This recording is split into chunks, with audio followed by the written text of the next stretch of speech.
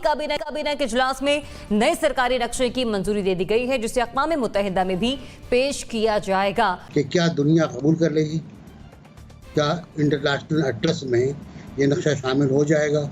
लेकिन सवाल ये है कि क्या इससे कश्मीर का मसला हल हो जाएगा? में जब हमने मकबूजा कश्मीर को अपना हिस्सा डिक्लेयर कर लिया है तो हमारा स्टांस अब यूएन रेजोल्यूशंस पे क्या रह गया? तो अब यूएन तो बीच में से निकल गया ना।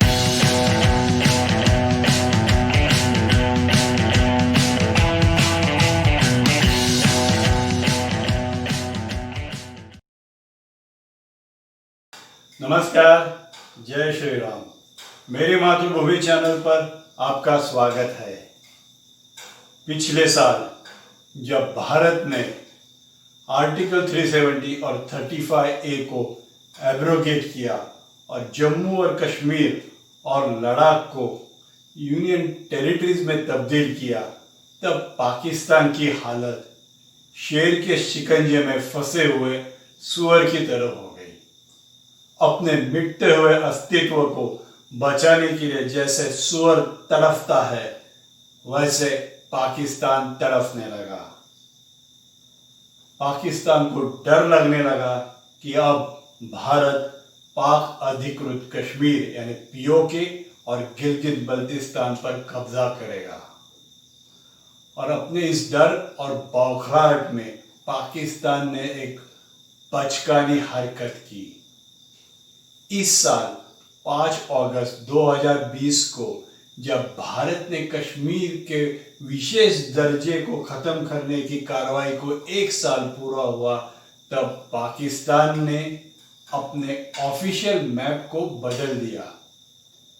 नए जारी किए हुए ऑफिशियल मैप में पाकिस्तान ने भारत का पूरा जम्मू और कश्मीर राज्य और गुजरात के जूनागढ़ और सर क्रीक के इलाके पाकिस्तान के हिस्से है, ऐसा बोल के दिखाया है। ऐसे नक्शे में तब्दीली लाने से या नक्शा बदलने से पाकिस्तान को ना तो कोई डिप्लोमेटिक या स्ट्रेटेजिक फायदा है। तो पाकिस्तान की इस बचकानी हरकत पर पाकिस्तानी एनालिस्ट क्या कहते हैं, ये हम इस वीडियो में देखेंगे।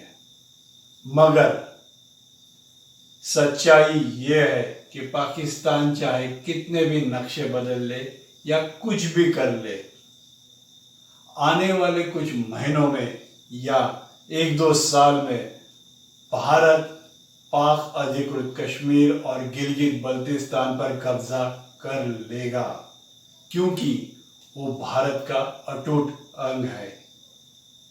जय हिंद, जय श्री राम। आइए ये वीडियो हम देखते हैं। तो सबसे पहले बात कर लेते हैं आज लिए जाने वाले अहम और बड़े फैसले के हवाले से कि पाकिस्तान ने मकबूजा कश्मीर को पाकिस्तान का हिस्सा करार दे दिया है। वफाकी काबीना के इजलास में नए सरकारी नक्शे की मंजूरी दे दी गई है, जिसे अक़वाम मुत्तहिदा में भी पेश किया जाएगा। लेकिन एक अहम सवाल यहाँ पर पैदा होता है कि अभी इस नक्शे को लेकर पाकिस्तान ने अक़वाम मुत्तहिदा में जाना है, जो कि यकीनी तौर पर पाकिस्तान के लिए, हमारी हुकूमत के लिए, हमारे फॉरेन मिनिस्टर के लिए एक बहुत बड़ा टास्क है। जनरल साहब, आप नहीं समझते कि इस फैसले को लेने के बाद पाकिस्तान पर अब जिम्मेदारी मजीद बढ़ गई है? देखिए, जिम्मेदारी तो पहले ही बहुत थी और है, उसमें बढ़ने का या कम होने का तो कोई मेरा नहीं ख्याल कि इशू था।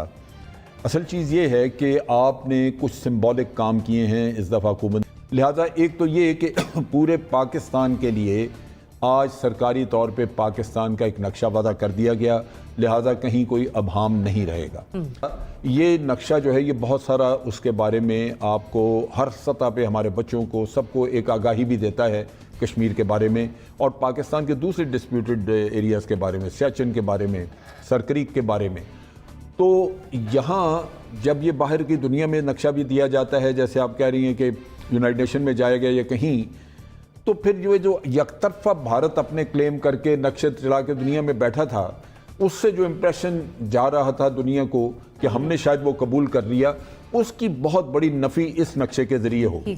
लिहाजा ये हमें दुनिया को बावर कराने में काफ़ी मदद मिलेगी कि जनाब जिस चीज़ को भारत अपनी कहता है वो अपनी नहीं है।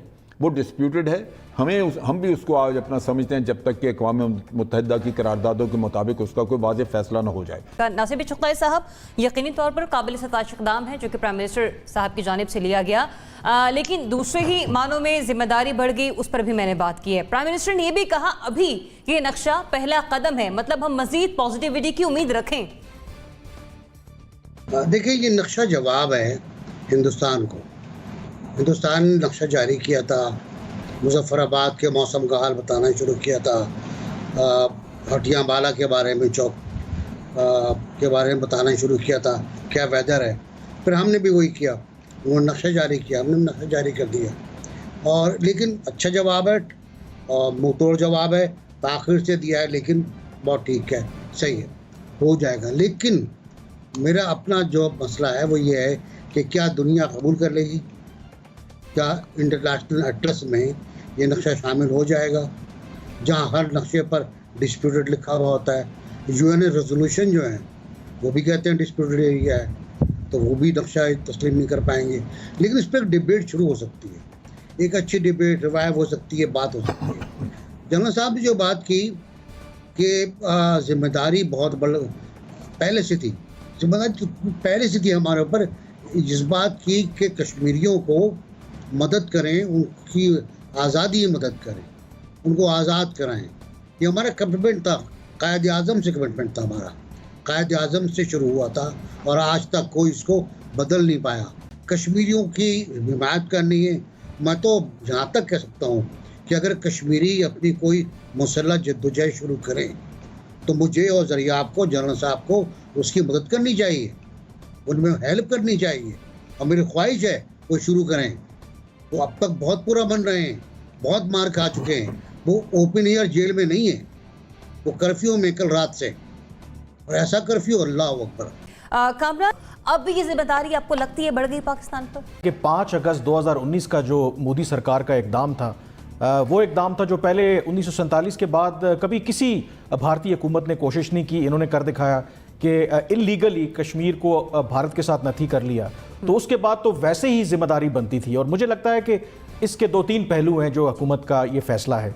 एक तो आपको पता है कि डोमेस्टिकली बहुत ज़्यादा प्रेशर, अपोजिशन हो या जो क्रिटिक्स हैं वो बहुत ज़्यादा सवाल करते हैं कि 5 अगस्त को जो गैर मामूली स्टेप लिया भारत ने, उसके बाद जो हमारा रद्द अमल था वो शायद उतना ज़बरदस्त नहीं था। हमारी जो रिएक्शन था वो रिएक्टिव था। एक तो मुझे लगता है कि ये गवर्नमेंट उस चीज़ को करने के लिए कि थोड़ा सा एक आउट ऑफ बॉक्स जाएं, ये उन्होंने स्टेप लिया है ताकि जो डोमेस्टिक ऑडियंस के साथ प्रेशर है उसको किसी तरीके से टैकल किया जा सके। दूसरा, जैसे नासिर बेग चुगताई साहब ने भी कहा कि अगर हम इसको यूएन में लेकर के जाएंगे और कोशिश करेंगे कि इंटरनेशनल जो बिरादरी है वो इस नक्शे को माने, तो एक डिबेट होगी दोबारा से। तो इसमें जाहिर है कि फिर हमें मौका मिलेगा कि हम कश्मीर का जिक्र करें, अपना पॉइंट ऑफ व्यू उन तक लेकर के जाएं। लेकिन सवाल ये है कि क्या इससे कश्मीर का मसला हल हो जाएगा? क्या इस पे हमें इत्मीनान कर लेना चाहिए? मेरे ख्याल में बिल्कुल भी नहीं कर लेना चाहिए। आज बड़ा चर्चा था, डॉक्टर मलिया लोधी जो यूएन में हमारी सफ़ीर रही हैं, उन्होंने एक ट्वीट किया कि कश्मीर हाईवे का नाम बदलने से या इस तरह के काम पे कोई कश्मीर आपको नहीं मिलने वाला। इसी तरह अब्दुल बासित साहब भारत में पाकिस्तान के सफ़ीर है, वो भी तनकीद कर रहे थे। लेकिन इशू ये है कि शायद हमारे पास ऑप्शंस बड़े लिमिटेड हैं। आप जंग नहीं कर सकते, आप और क्या दूसरे ऑप्शंस माजी में आपने एक्सरसाइज किए वो आप एक्सरसाइज नहीं कर सकते। मुझे लगता है कि कश्मीर के ऊपर अब हमें एक दोबारा से डिबेट करने की ज़रूरत है कि जो हमारी मौजूदा स्ट्रेटजी है, क्या इससे कश्मीर हम हासिल कर पाएंगे 10 साल, 25 साल, 50 साल, 100 साल? इसका जवाब ढूंढें। अगर नहीं कर पाएंगे तो तरीकाकार बदलें, क्योंकि कश्मीर की वजह से कश्मीरियों ने हमारे लिए कुर्बानी दी, हमने कश्मीरियों के लिए कुर्बानी। आपने ये सोचना है कि कश्मीर के हल की तरफ अगर जाना है तो क्या आपकी मौजूदा हिकमत अमली क्या वो कारगर साबित होगी, इसके ऊपर सोचें। अगर नहीं है कारगर तो फिर अपना पैंतरा बदलें, तरीका बदलें, ताकि इस मसले के से निकलें। क्योंकि कश्मीर की वजह से आप मत भूलें, क्योंकि भारत पाकिस्तान के मुकाबले में बड़ा मुल्क है, उसने एब्जॉर्ब कर लिया जिसका जितना उसका खर्चा आ रहा है, पाकिस्तान नहीं वो बर्दाश्त कर पा रहा। तो उस पर मेरे ख्याल में हमें सोचने की जरूरत है। मेरे ख्याल Junaira is also with us. Junaira, thanks for joining us. हम बात करें यहाँ पर कश्मीर के मामले। ये बहुत बड़ी डिबेट है और मेरा नहीं ख्याल इस पे कुछ सेकंड्स इस प्रोग्राम के जस्टिफाई करते हैं, but still I will try my best.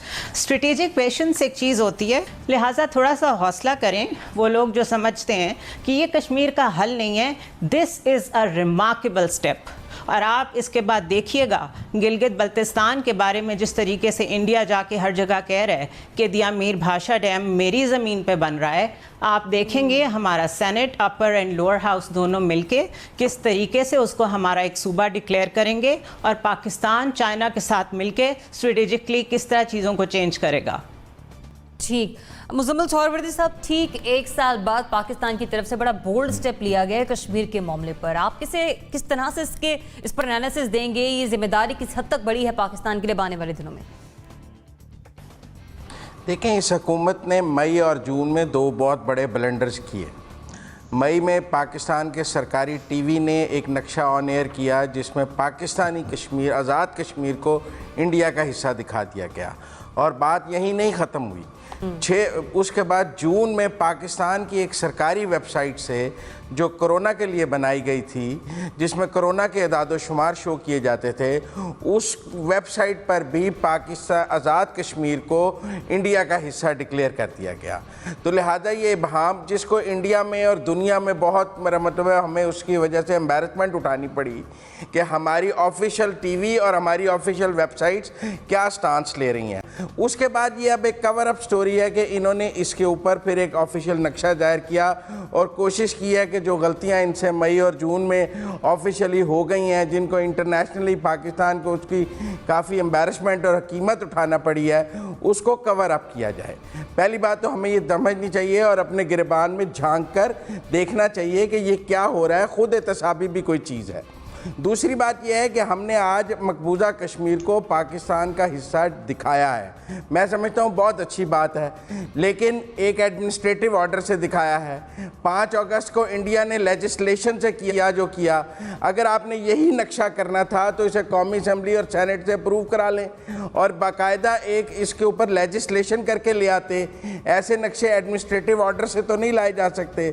अगर आपने पाकिस्तान के नक्शे में कोई तब्दीली करनी है तो उसके लिए कानून साजी कर लें। मैं ये भी नहीं मानता कि 70 साल पाकिस्तान का कोई नक्शा ही नहीं था। पाकिस्तान का नक्शा ऑफिशियल मैप मौजूद था जिसमें इंडियन ऑक्युपाइड कश्मीर को डिस्प्यूटेड टेरिटरी हम डॉट से शो करते थे और यही यूएन में हमारा स्टांस था। अब यूएन में जब हमने मकबूजा कश्मीर को अपना हिस्सा डिक्लेयर कर लिया है तो हमारा स्टांस अब यूएन रेजोल्यूशंस पे क्या रह गया? अब वो पाकिस्तान का अटूट अंग है, इंडिया कहता है हमारा अटूट अंग है, तो अब यूएन तो बीच में से निकल गया ना इस नक्शे के बाद। मेरा नहीं ख्याल इसके बाद यूएन में हमारा क्या स्टांस रह जाएगा। तो मेरे ख्याल में सिर्फ पजीराई की बात नहीं है, इसकी बड़ी रिपरकशंस है और ये नक्शा इस तरह दुनिया कबूल कर लेगी वो एक अलग बात है। हमारा यूएन का स्टांस कहाँ पे चला गया? जो 2 नक्शे हमने गलत किए उसकी पाकिस्तान में क्या इंक्वायरी हुई, क्या सजाएं हुई? 2 जूनियर लेवल के अफसर निकाल के तो सजाएं नहीं हो सकती हैं। ठीक, जरा साहब अपना पॉइंट ऐड करना चाह रहे हैं। मैं जरा वजाहत कर दूं क्योंकि मैंने इस पे ब्रीफिंग अटेंड की है। इन नक्शे में जिस तरह आपने हवाशी में दिया होता है या हाशिए में नीचे सिंबल्स दे के तो दिया होता है, इस नक्शे में सारा कुछ साथ दिया हुआ है कि ये यूनाइटेड नेशन की करारदादों के मुताबिक हल होगा।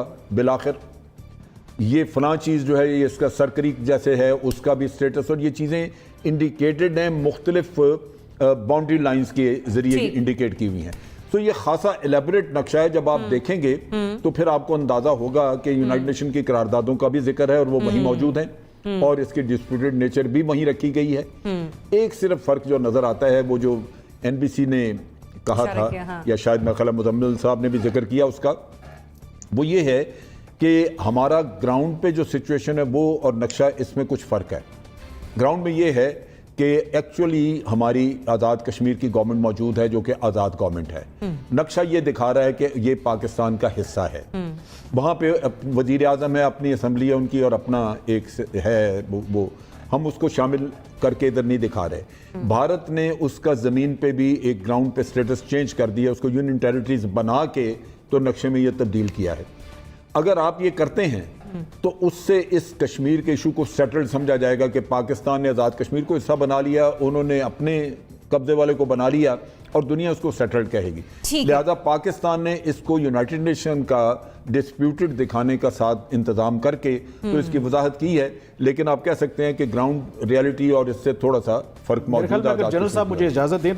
देखें, अगर उस अब बात यह है कि फिर हमने इस नए नक्शे की फिर ज़रूरत ही क्या थी?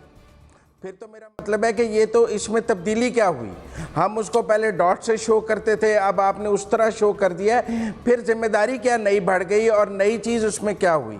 अगर आप मकबूजा कश्मीर को पाकिस्तान का हिस्सा दिखाते हैं तो तब्दीली है। आप कह सकते हैं हमने नया नक्शा जारी किया है, और अगर वो डिस्प्यूटेड टेरिटरी है तो हम तो 70 साल से उसको डिस्प्यूटेड टेरिटरी कह रहे हैं। फिर मुझे समझ नहीं आई नई बात क्या है। नई बात तो ये है भी कि समझा आपके देता हूं। सरकारी इदारे चूंकि गलत नक्शे दिखा रहे थे, नहीं, तो लिहाजा आपने उनके लिए एक नया नक्शा जारी कर दिया कि ये इस्तेमाल कर लें। मुजम्मिल साहब ये भी आपको समझा देते हैं। वो ये है किस्सा कि इंडिया ने नक्शा अपना इशू किया जिसमें उन्होंने अपनी टेरिटरी उसको डिक्लेयर किया और दिखा दिया। अब उसमें डिस्प्यूटेड नहीं लिखा। उन्होंने लेजिस्लेशन से शुरू किया, एक सेकंड, एडमिनिस्ट्रेटिव ऑर्डर से नहीं शुरू किया। नहीं उनका और हमारे स्टांस में फर्क है। यार बात वो सुन लेना। यूएन रेजोल्यूशंस को नहीं मानते, हम बात यूएन सुन लीजिए। रेजोल्यूशंस को मानते हैं। बात सुन वो लीजिए। यूएन रेजोल्यूशंस का जिक्र ओहो। नहीं करते, वो यूनाइटेड देखिए। नेशन से बाहर निकल जाते हैं।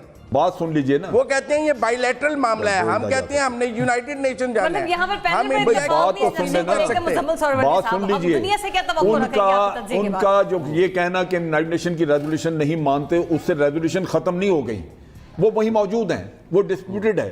सो वो घर में बैठ के जो जी चाहे कहते हैं, उससे कश्मीर का स्टेटस नहीं बदलता। कहने की बात यह है कि ये नक्शा जो है, ये नक्शा जो है, ये इंडियन स्टांस की नफी करता है। आप इसको इस पैराए में देखें।